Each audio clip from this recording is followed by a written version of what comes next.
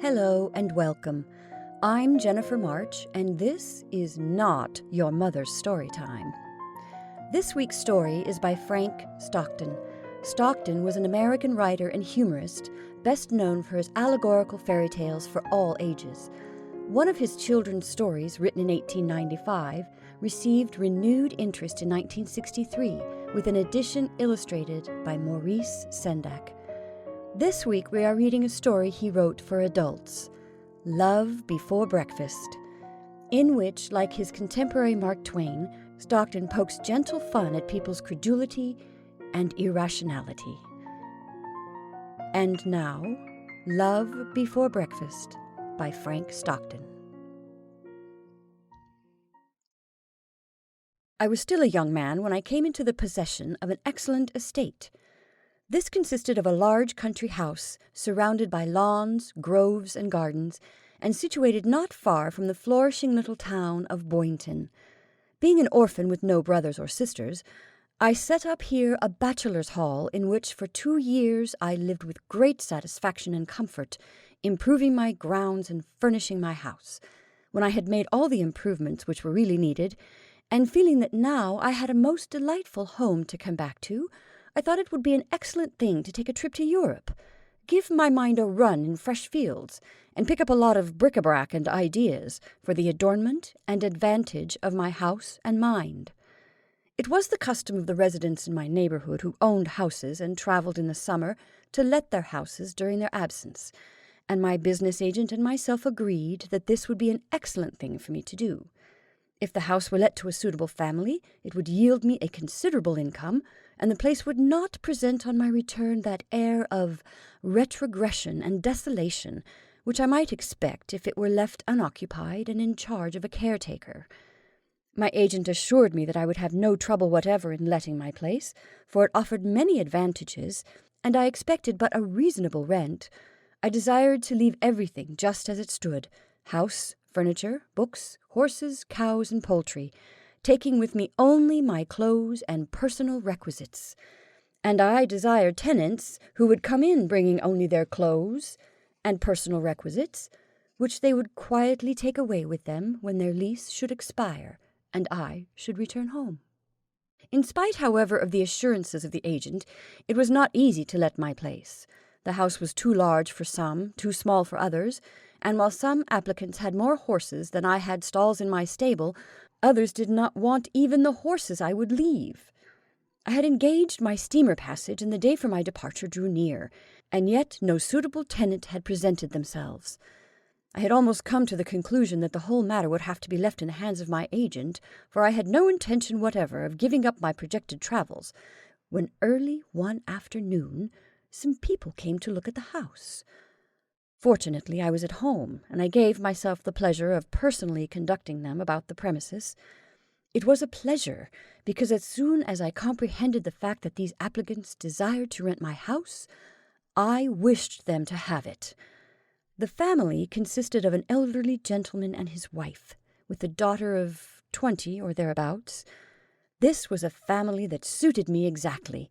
3 in number, no children, people of intelligence and position, fond of the country, and anxious for just such a place as I offered them. What could be better? The more I walked about and talked with these good people and showed them my possessions, the more I desired that the young lady should take my house. Of course her parents were included in this wish, but it was for her ears that all my remarks were intended, although sometimes addressed to the others, and she was the tenant I labored to obtain. I say labored advisedly, because I racked my brain to think of inducements which might bring them to a speedy and favorable decision. Apart from the obvious advantages of the arrangement, it would be a positive delight to me, during my summer wanderings in Europe, to think that that beautiful girl would be strolling through my grounds, enjoying my flowers, and sitting with her book in the shady nooks I had made so pleasant, lying in my hammocks, spending her every hours in my study, reading my books, writing at my desk, and perhaps musing in my easy-chair. Before these applicants appeared, it had sometimes pained me to imagine strangers in my home, But no such thought crossed my mind in regard to this young lady, who, if charming in the house and on the lawn, grew positively entrancing when she saw my Jersey cows and my 2 horses, regarding them with an admiration which even surpassed my own. Long before we completed the tour of inspection, I had made up my mind that this young lady should come to live in my house. If obstacles should show themselves, they should be removed. I would tear down, I would build, I would paper and paint, I would put in all sorts of electric bells, I would reduce the rent until it suited their notions exactly. I would have my horses' tails banged, if she liked that kind of tails better than long ones. I would do anything to make them definitely decide to take the place before they left me. I trembled to think of her going elsewhere and giving other householders a chance to tempt her. She had looked at a good many country houses, but it was quite plain that none of them had pleased her so well as mine. I left them in my library to talk the matter over by themselves, and in less than 10 minutes the young lady herself came out on the lawn to tell me that her father and mother had decided to take the place and would like to speak with me. "I am so glad," she said as she went in. "I am sure I shall enjoy every hour of our stay here. It is so different from anything we have yet seen." When everything had been settled, I wanted to take them again over the place and point out a lot of things I had omitted. I particularly wanted to show them some lovely walks in the woods, but there was no time, for they had to catch a train. Her name was Vincent. Cora Vincent, as I discovered from her mother's remarks. As soon as they departed, I had my mare saddled and rode into town to see my agent. I went into his office exultant. "I've lent my house," I said, "and I want you to make out the lease and have everything fixed and settled as soon as possible. This is the address of my tenants." The agent asked me a good many questions, being particularly anxious to know what rent had been agreed upon.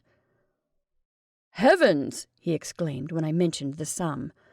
"That is ever so much less than I told you could get. I am in communication now with a party whom I know would pay you considerably more than these people. Have you definitely settled with them? Perhaps it is not too late to withdraw." "Withdraw!" I cried. "Never. They are the only tenants I want. I was determined to get them, and I think I must have lowered the rent 4 or 5 times in the course of the afternoon. I took a big slice out of it before I mentioned the sum at all. You see," said I, very impressively, "these Vincents exactly suit me." And then I went on to state fully the advantages of the arrangement, omitting, however, any reference to my visions of Miss Vincent swinging in my hammock or musing in my study chair. It was now May 15, and my steamer would sail on the 21st.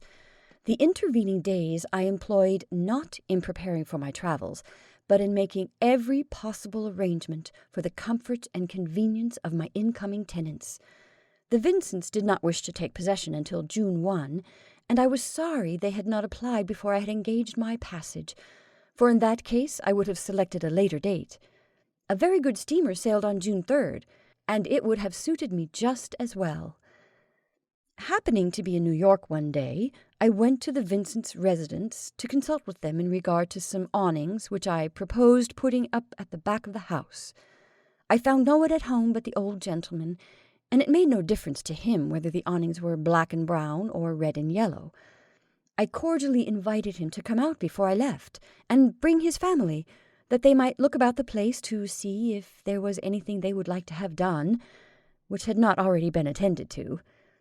It was so much better, I told him, to talk over these matters personally with the owner than with an agent in his absence. Agents were often very unwilling to make changes. Mr. Vincent was a very quiet and exceedingly pleasant elderly gentleman, and thanked me very much for my invitation, but said he did not see how he would find the time to get out to my house before I sailed. I did not like to say that it was not at all necessary for him to neglect his affairs in order to accompany his family to my place, but I assured him that if any of them wished to go out at any time before they took possession, that they must feel at perfect liberty to do so. I mentioned this matter to my agent, suggesting that if he happened to be in New York, he might call upon the Vincents and repeat my invitation. It was not likely that the old gentleman would remember to mention it to his wife and daughter, and it was really important that everything should be made satisfactory before I left. "It seems to me," he said, smiling a little grimly, "that the Vincents had better keep away from your house until you have gone. If you do anything more to it, you might find out that it would have been more profitable to have shut it up while you were away." He did call, however, partly because I wished him to, and partly because he was curious to see the people I was so anxious to install in my home, and to whom he was to be my legal representative. He reported the next day that he found no one at home but Miss Vincent, and that she had said that she and her mother would be very glad to come out the next week and go over the place before they took possession. "Next week!" I exclaimed. "I shall be gone then." "But I shall be here," said Mr. Barker, "and I'll show them about and take their suggestions." This did not suit me at all. It annoyed me very much to think of Barker showing Miss Vincent about my place. He was a good-looking young man, and not at all backwards in his manners. "After all," said I suppose that everything that ought to be done has been done. I hope you told her that." "Of course not," said he. "That would have been running dead against your orders. Besides, it's my business to show people about places. I don't mind it." This gave me an unpleasant and uneasy feeling. I wondered if Mr. Barker were the agent I ought to have, and if a middle-aged man with a family and more experience might not be better able to manage my affairs. "Barker," said I a little later, "there will be no use of your going every month to the Vincents to collect their rent. I shall write to Mr. Vincent to pay as he pleases. He can send a check monthly or at the end of the season, as it may be convenient. He is perfectly responsible, and I would much prefer to have the money in a lump sum when I get back." Barker grinned. "All right," said he, "but that's not the way to do business, you know." I may have been mistaken, but I fancied that I saw in my agent's face an expression which indicated that he intended to call on the first day of each month, on the pretext of telling Vincent that it was not necessary to pay the rent at any particular time, and that he also proposed to make many other intervening visits to inquire if repairs were needed. This might have been a good deal to get out of his expression, but I think I could have gotten more if I had thought longer. On the day before that on which I was to sail, my mind was in such a disturbed condition that I could not attend to my packing or anything else. It almost enraged me to think that I was deliberately leaving the country 10 days before my tenants would come to my house. There was no reason why I should do this. There were many reasons why I should not.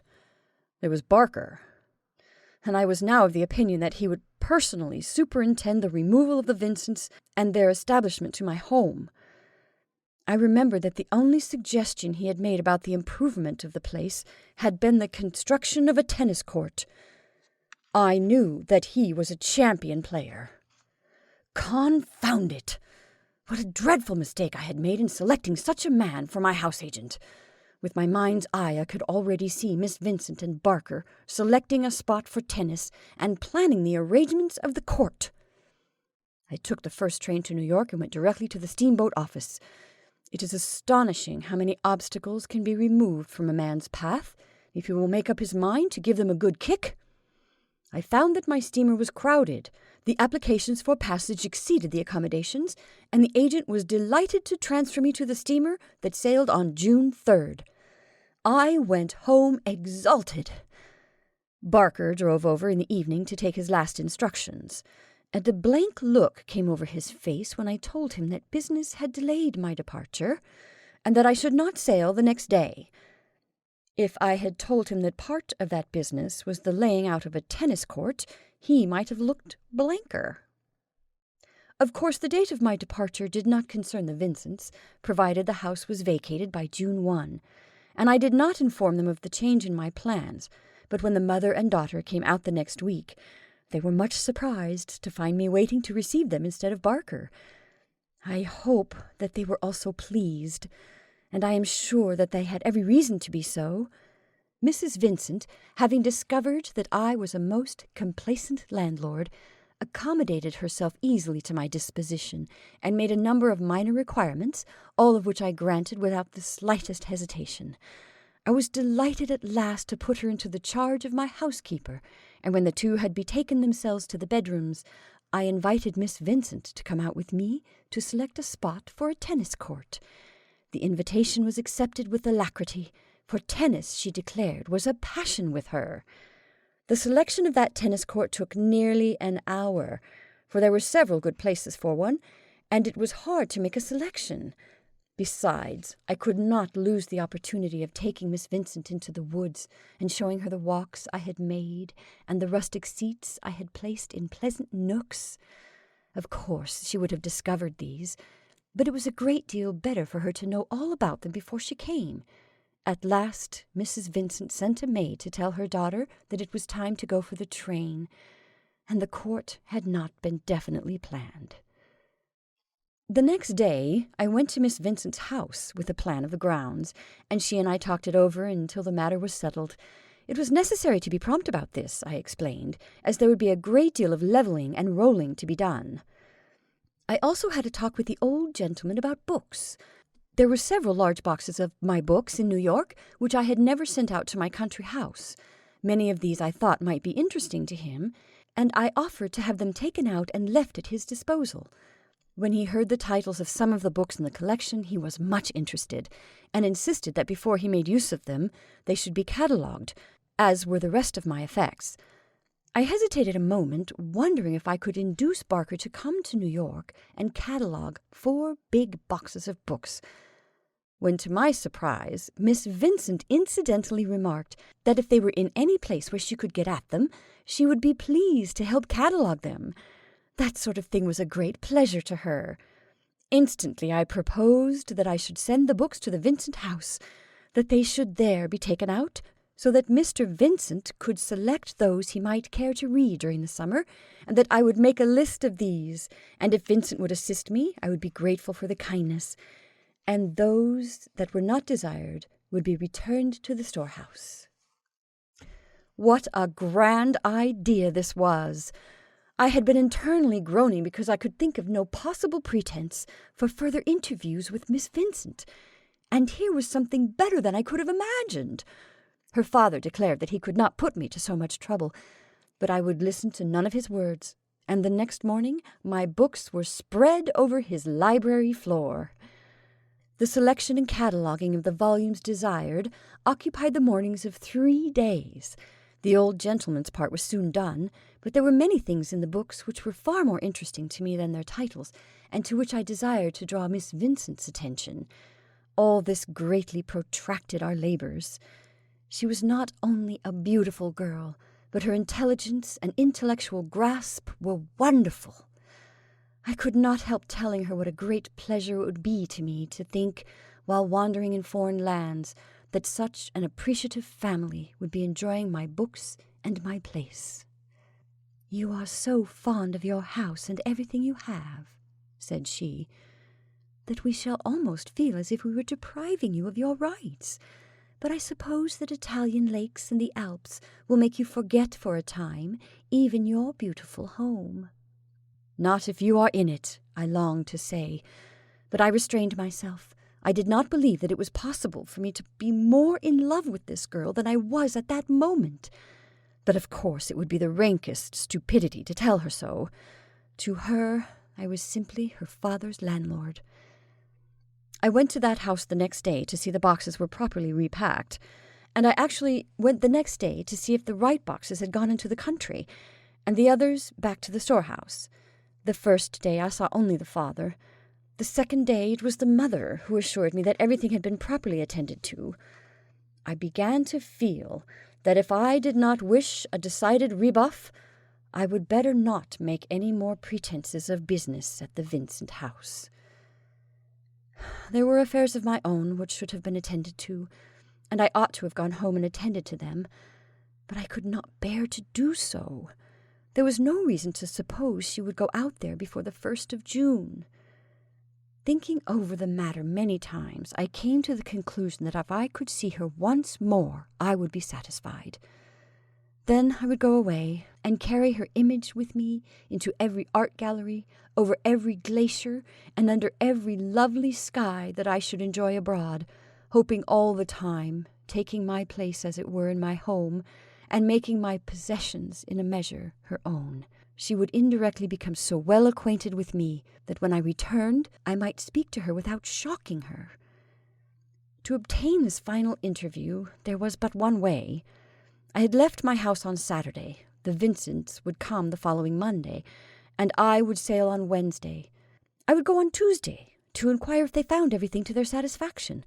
This would be a very proper attention from a landlord about to leave the country. When I reached Boynton, I determined to walk to my house, for I did not wish to encumber myself with a hired vehicle. I might be asked to stay to luncheon. A very strange feeling came over me as I entered my grounds. They were not mine. For the time being, they belonged to somebody else.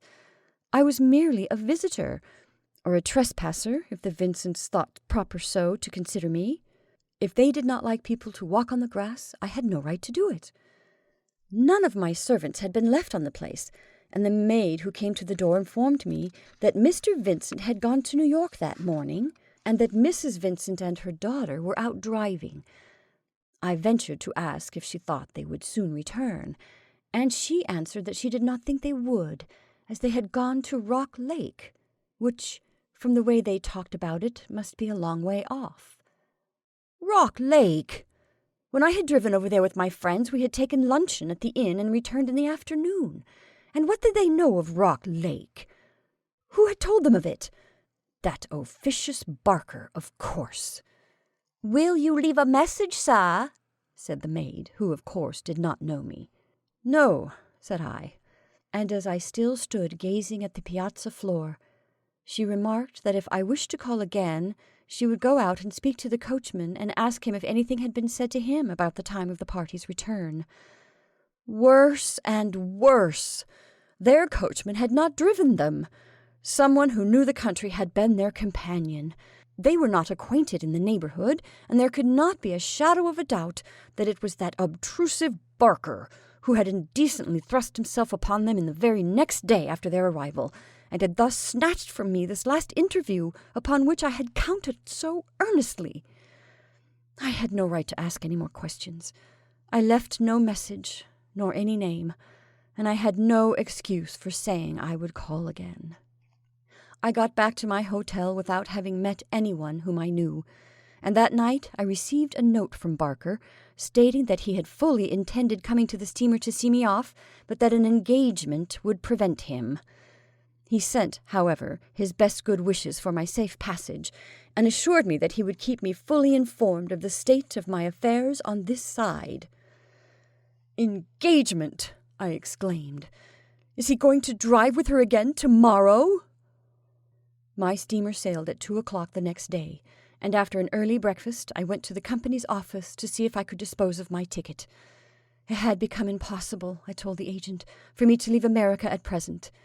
He said it was a very late hour to sell my ticket, but that he would do what he could, and if an applicant turned up, he would give him my room and refund the money.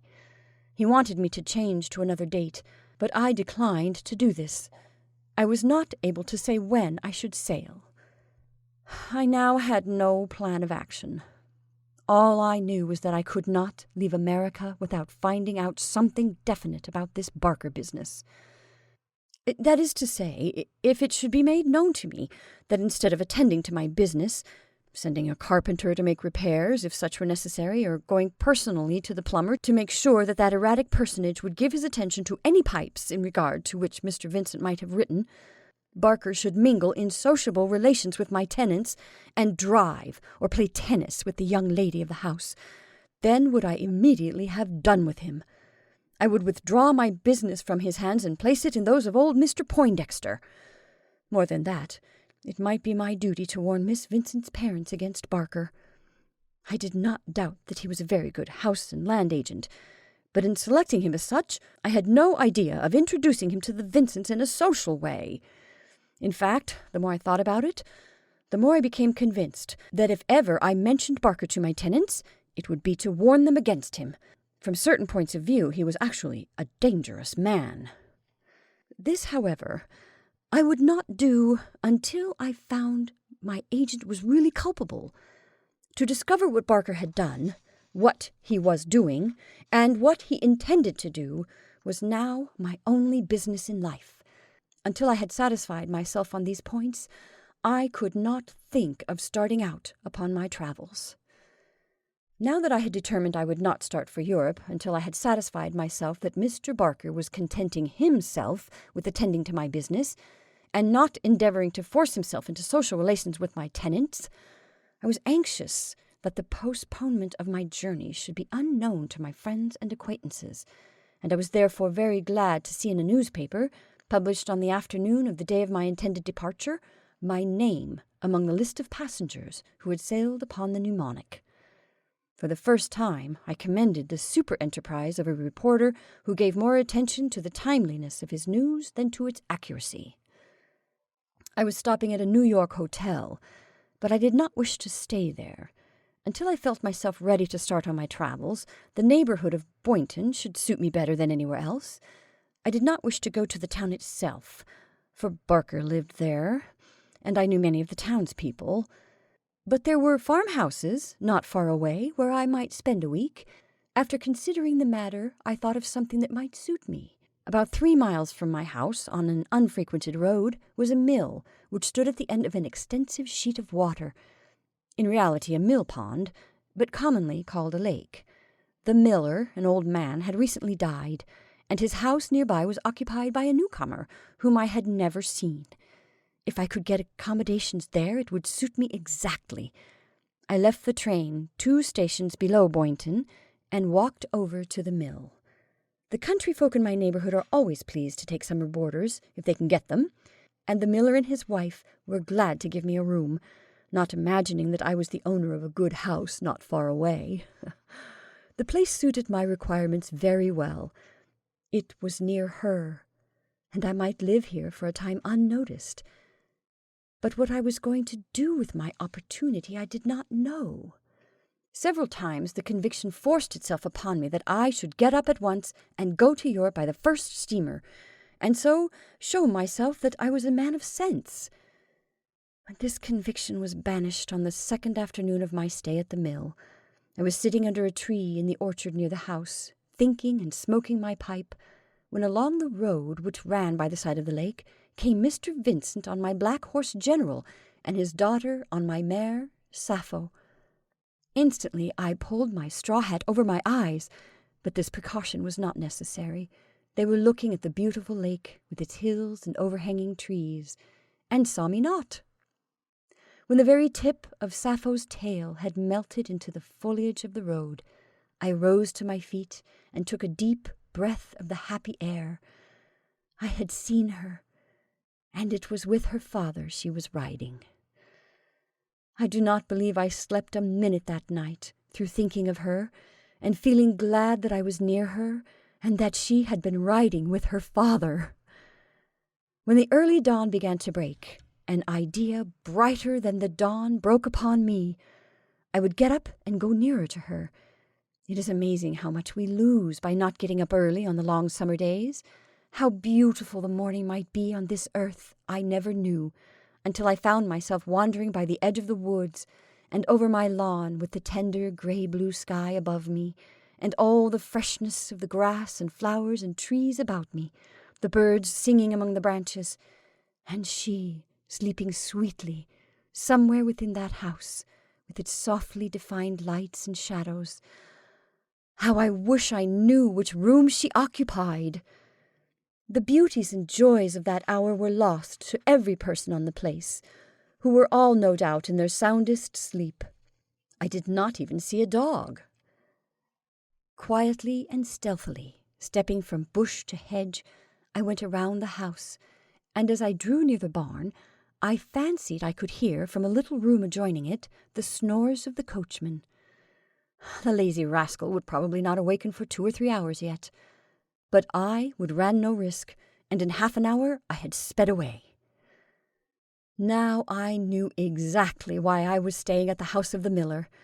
I was doing so in order that I might go early in the morning to my own house, in which the girl I loved lay dreaming, and that for the rest of the day and much of the night I might think of her. What place in Europe, I said to myself, could be so beautiful, so charming, and so helpful to reflection as this sequestered lake, these noble trees, these stretches of undulating meadows? Even if I should care to go abroad, a month or 2 would answer all my purposes. Why had I ever thought of spending 5 months away? There was a pretty stream which ran from the lake and wended its way through a green and shady valley, and here with a rod I wandered and fished and thought.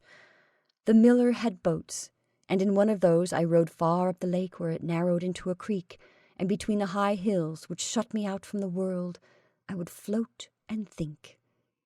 Every morning, soon after daybreak, I went to my home and wandered around my grounds. If it rained, I did not mind that. I like a summer rain. Day by day, I grew bolder. Nobody in that house thought of getting up until 7 o'clock. For 2 hours at least, I could ramble undisturbed through my grounds, and much as I had once enjoyed these grounds, they never afforded me the pleasure they gave me now. In these happy mornings, I felt all the life and spirits of a boy. I went into my little field and stroked the sleek sides of my cows as they nibbled the dewy grass. I even peeped through the barred window of Sappho's box and fed her, as I had been used to doing, with bunches of clover. I saw that the young chickens were flourishing. I went into the garden and noted the growth of the vegetables, feeling glad that she would have so many fine strawberries and tender peas. I had not the slightest doubt that she was fond of flowers, and for her sake now, as I used to do for my own sake, I visited the flower beds and borders. Not far from the house there was a cluster of old-fashioned pinks, which I was sure were not doing very well. They had been there too long, perhaps, and they looked stunted and weak. In the miller's garden I had noticed great beds of these pinks, and I asked his wife if I might have some, and she, considering them as mere wildflowers, said I might have as many as I liked. She might have thought I wanted simply the blossoms, but the next morning I went over to my house with a basket filled with the great matted masses of the plants taken up by the root, and plenty of earth around them, and after 20 minutes' work in my own bed of pinks, I had taken out all of the old plants and filled their places with fresh, luxuriant masses of buds and leaves and blossoms. How glad she would be when she saw the fresh life that had come to that flower bed. With light footsteps I went away, not feeling the weight of the basket filled with the old plants and roots. The summer grew and strengthened, and the sun rose earlier, but as that had no effect upon the rising of the present inhabitants of my place, it gave me more time for my morning pursuits. Gradually I constituted myself the regular flower gardener of the premises. How delightful the work was, and how foolish I had been never to think of doing this for myself. But no doubt it was because I was doing it for her that I found it so pleasant. Once again I had seen Miss Vincent. It was in the afternoon, and I had rowed myself to the upper part of the lake, where, with the high hills and the trees on each side of me, I felt as if I were alone in the world. Floating idly along with my thoughts about 3 miles away, I heard the sound of oars, and looking out on the open part of the lake, I saw a boat approaching. The miller was rowing, and in the stern sat an elderly gentleman and a young lady. I knew them in an instant. They were Mr. and Miss Vincent. With a few vigorous strokes, I shot myself into the shadows, and rowed up the stream into the narrow stretches, among the lily pads, under a bridge, and around a little wooded point, where I ran the boat ashore and sprang upon the grassy bank. Although I did not believe the miller would bring them as far as this, I went up to a higher spot, and watched for half an hour. But I did not see them again. How relieved I was! It would have been terribly embarrassing had they discovered me, and how disappointed I was that the miller turned back so soon. I now extended the supervision of my grounds. I walked through the woods and saw how beautiful they were in the early dawn. I threw aside the fallen twigs and cut away encroaching saplings which were beginning to encumber the paths I had made, and if I found a bough which hung too low, I cut it off. There was a great beech tree between which and a dogwood I had the year before suspended a hammock. In passing this one morning, I was amazed to see a hammock swinging from the hooks I had put in the 2 trees. This was a retreat which I supposed no one else would fancy or even think of. In the hammock was a fan, a common Japanese fan. For 15 minutes I stood looking at that hammock, every nerve a-tingle. Then I glanced around. The spot had been almost unfrequented since last summer. Little bushes, weeds, and vines had sprung up here and there between 2 trees. There were dead twigs and limbs lying about, and the short path to the main walk was much overgrown. I looked at my watch.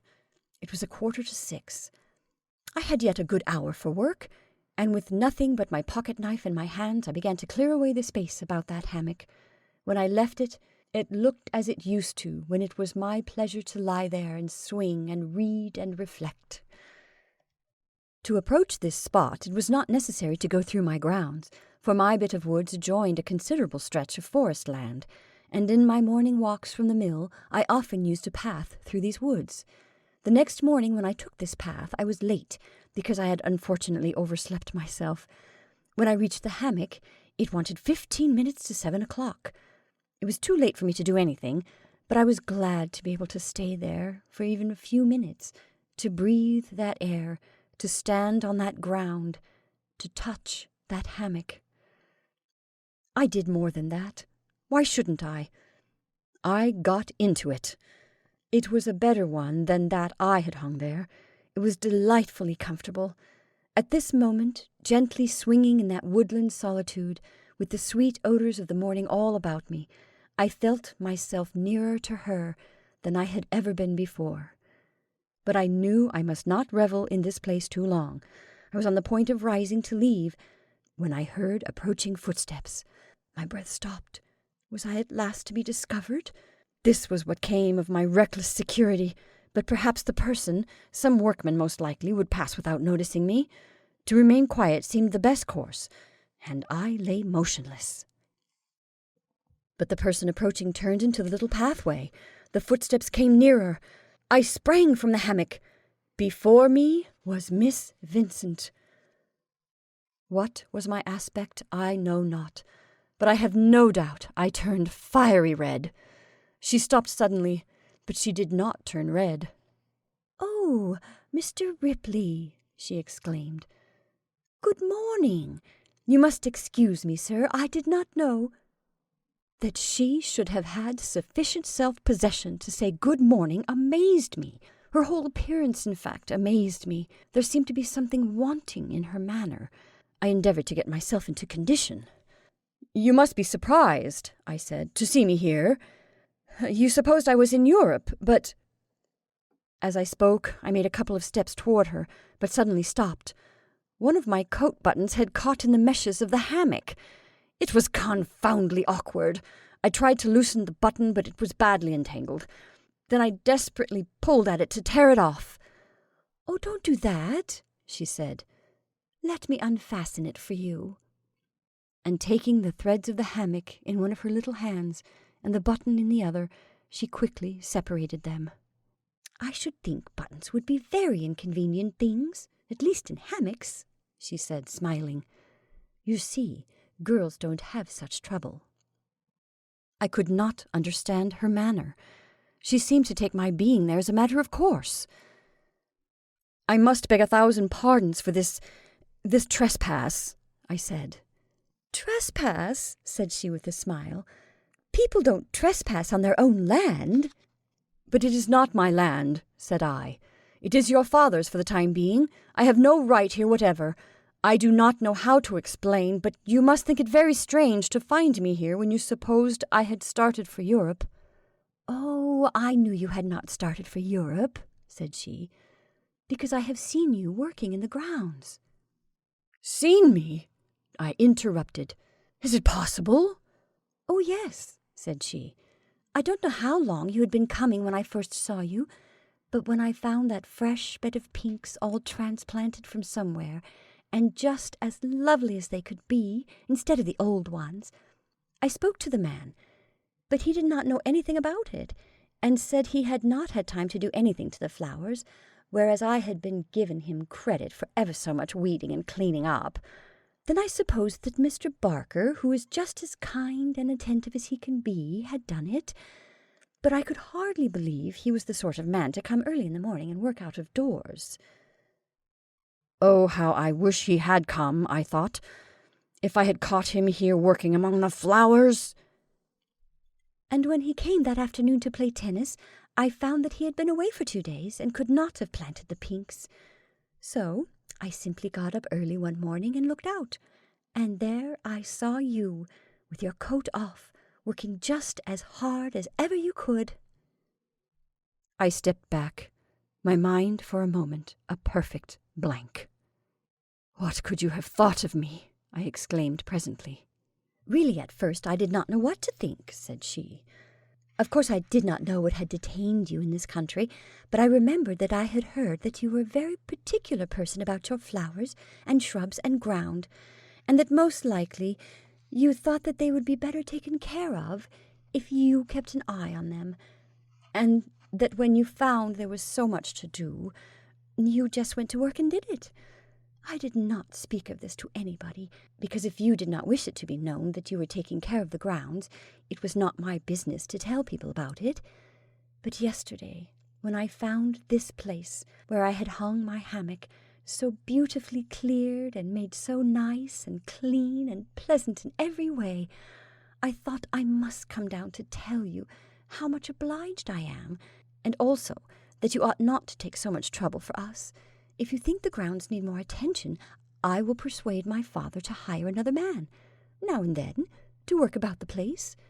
Really, Mr. Ripley, you ought not to have—" I was humbled and abashed.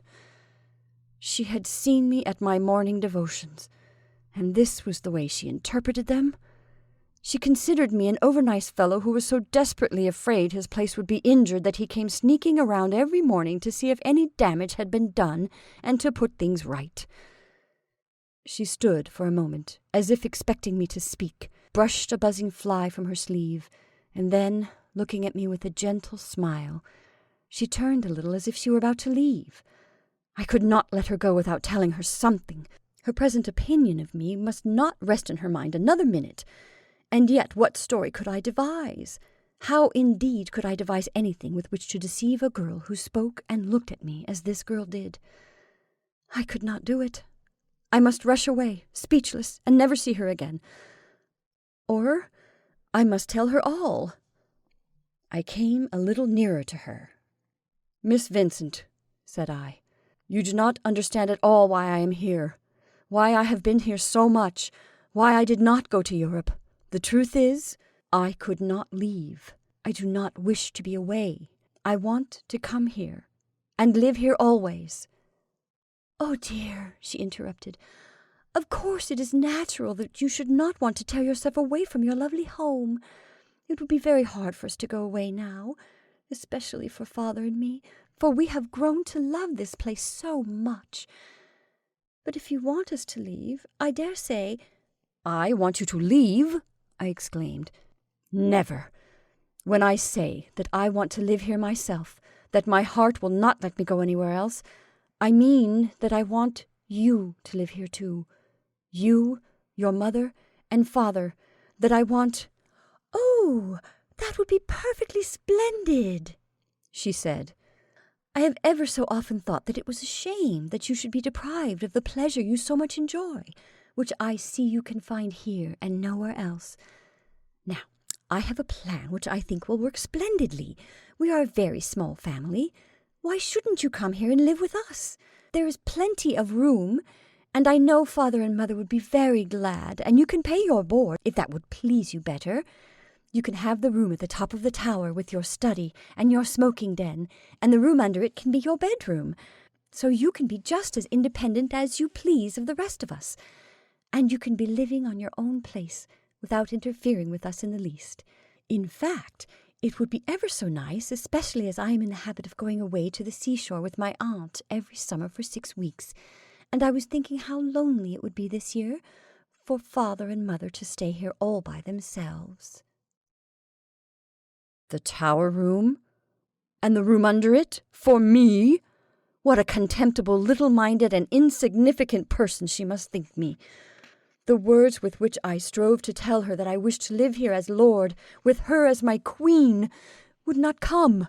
She looked at me for a moment as I stood on the brink of saying something, but not saying it. And then she turned suddenly toward the hammock. "Did you see anything of a fan I left here?" she said. "I know I left it here, but when I came yesterday it was gone. Perhaps you may have noticed it somewhere." Now the morning before I had taken that fan home with me. It was an awkward thing to carry, but I had concealed it under my coat. It was a contemptible trick, but the fan had her initials on it, and it was the only thing belonging to her of which I could possess myself. The temptation had been too great to resist. As she stood waiting for my answer, there was a light in her eye, which illuminated my perceptions. "Did you see me take the fan?" I asked. "I did," said she. "Then you know," I exclaimed, stepping nearer to her, "why it is I did not leave this country as I intended, why it is impossible for me to tear myself away from this house, why it is that I have been here every morning, hovering around and doing the things I have been doing."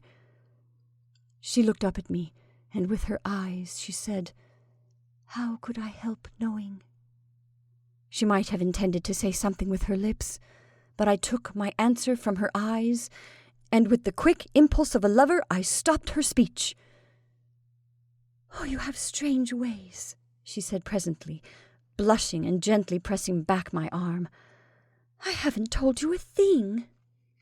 "Let us tell each other everything now," I cried, and we seated ourselves in the hammock. It was a quarter of an hour later, and we were still sitting together in the hammock. "You may think," said she, "that knowing what I did, it was very queer for me to come out to you this morning, but I could not help it. You were getting dreadfully careless, and were staying so late and doing things which people would have been bound to notice, especially as father is always talking about our enjoying the fresh hours of the morning, that I felt I could not let you go on any longer, and when it came to that fan business, I saw plainly that you must either immediately start for Europe or—" "Or what?" I interrupted. "Or go to my father and regularly engage yourself as a—" I don't know whether she was going to say gardener or not, but it did not matter. I stopped her. It was perhaps 20 minutes later, and we were standing together at the edge of the woods. She wanted me to come to the house to take breakfast with them. "Oh, I could not do that," I said. "They would be so surprised. I should have so much to explain before I could even begin to state my case." "Well, then, explain," said she. "You will find father on the front piazza. He is always there before breakfast, and there is plenty of time. After all that has been said here, I cannot go to breakfast and look commonplace while you run away." "But suppose your father objects," said I. "Well, then you will have to go back and take breakfast with your miller," said she. I never saw a family so little affected by surprises as those Vincents. When I appeared on the front piazza, the old gentleman did not jump up. He shook hands with me and asked me to sit down, and when I told him everything, he did not even interject, but simply folded his hands together and looked out over the railing. "It seems strange to Mrs. Vincent and myself," he said, "when we first noticed your extraordinary attachment for our daughter, but after all it was natural enough." "Noticed it?" I exclaimed. "When did you do that?" "Very soon," he said. "When you and Cora were cataloguing the books at my house in town, I noticed it and spoke to Mrs. Vincent, but she said it was nothing new to her, for it was plain enough on the day when we first met you here that you were letting the house to Cora, and that she had not spoken of it to me because she was afraid I might think it wrong to accept the favourable and unusual arrangements you were making with us, if I suspected the reason for them. We talked over the matter, but of course we could do nothing, because there was nothing to do, and Mrs. Vincent was quite sure you would write to us from Europe. But when my man Ambrose told me he had seen someone working about the place in the early morning, and that, as it was a gentleman, he supposed it must be the landlord, for nobody else would do such things, Mrs. Vincent and I looked out the window the next day, and when we found it was indeed you who were coming here every day, we felt that the matter was serious, and were a good deal troubled. We found, however, that you were conducting affairs in a very honorable way, that you were not endeavoring to see Cora, and that you would not try to have any secret correspondence with her. And as we had no right to prevent you from coming on your grounds, we concluded to remain quiet until you should take some step, which we would be authorized to notice. Later, when Mr. Barker came and told me that you had not gone to Europe, and were living with a miller not far from here—" "Barker!" I cried. "The scoundrel!" "Oh, you are mistaken, sir," said Mr. Vincent. "He spoke with the greatest kindness of you, and said that it was evident you had your reasons for wishing to stay in the neighborhood, and did not wish the fact to be known. He had spoken of it to no one but me, and he would not have done this had he not thought it would prevent embarrassment in case we should meet." Would that everlasting Barker ever cease meddling in my affairs? "Do you suppose," I asked, "that he imagined the reason for my staying here?" "I don't know," said the old gentleman, "but after the questions I put to him I have no doubt he suspected it. I made many inquiries of him regarding you, your family, habits, and disposition, for this was a very vital matter to me, sir, and I am happy to inform you that he said nothing of you that was not good. So I urged him to keep the matter to himself. I determined, however, that if you continued your morning visits, I should take an early opportunity of accosting you and asking an explanation." "And you never mentioned anything of this to your daughter?" said I. "Oh, no," he answered. "We carefully keep everything from her." "But, my dear sir," said I, rising, "you have given me no answer. You have not told me whether or not you will accept me as a son-in-law." He smiled. "Truly," he said, "I have not answered you, but the fact is, Mrs. Vincent and I have considered the matter so long, and have come to the conclusion that if you made an honorable and straightforward proposition, and if Cora were willing to accept you, we could see no reason to object to—" At this moment the front door opened and Cora appeared. "Are you ready to stay for breakfast?" she asked. "Because if you are, it is ready." I stayed to breakfast. I am now living in my own house, not in the tower rooms, but in the whole mansion, of which my former tenant Cora is now mistress supreme. Mr. and Mrs. Vincent expect to stay the next summer here and take care of the house while we are traveling. Mr. Barker, an excellent fellow and a most thorough businessman, still manages my affairs, and there is nothing on the place that flourishes so vigorously as the bed of pinks which I got from the miller's wife. By the way, when I look back at my lodging on that eventful day, the miller's wife met me at the door. "I kept your breakfast waiting for you for a good while," said she, "but as you didn't come, I supposed you were taking breakfast in your own house, and I cleared it away." "Do you know who I am?" I exclaimed. "Oh, yes, sir," she said. "We did not at first, but when everybody began to talk about it, we couldn't help knowing it." "Everybody?" I gasped. "And may I ask what you and everybody said about me?" "I think it was the general opinion, sir, that you were suspicious of them tenants of yours, and nobody wondered at it, for when city people gets into the country and on other people's property, there's no trusting them out of your sight for a minute." I could not let the good woman hold this opinion of my tenants, and I briefly told her the truth. She looked at me with moist admiration in her eyes. "I'm glad to hear that, sir. I like it very much. But if I was you, I wouldn't be in a hurry to tell my husband and the people in the neighborhood about it. They might be a little disappointed at first, for they had a mighty high opinion of you, and they thought you was laying low here to keep an eye on them tenants of yours."